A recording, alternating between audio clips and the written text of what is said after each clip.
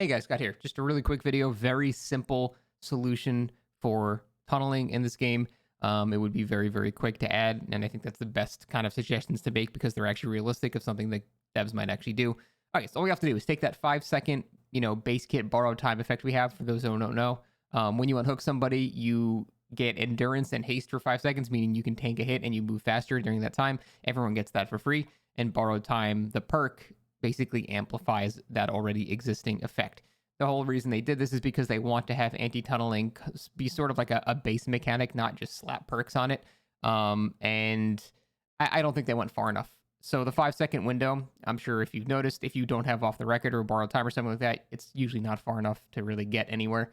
And so the killer will typically like kind of body block you and kind of get in your way so you can't get anywhere. And even if you can, I mean, you don't have very, very long to run. So it ends up being pretty much a guaranteed death sentence if the killer wants to wait it out. So all we have to do to not cure tunneling, because you can't ever fix tunneling. You can just address it as much as possible. You can't cure it. If people want to tunnel, even if you throw 50 roadblocks at them, they're still going to do it. There's no stopping that. So let's just not pretend that you can stop that. But all you have to do is just make it so that 5 second window that you get for free has now changed to 10 seconds. It is doubled in duration, so you get 10 seconds of endurance, 10 seconds of haste. But the kicker is the survivor has no collision during that time. And that solves like every issue of making this change.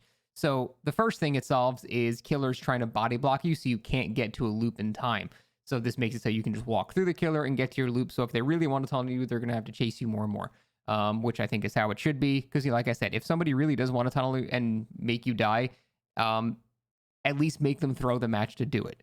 And I think that'll make people feel better about tunneling. Because even if you get tunneled and you still die, at least you'll feel good knowing that the killer lost because they did this.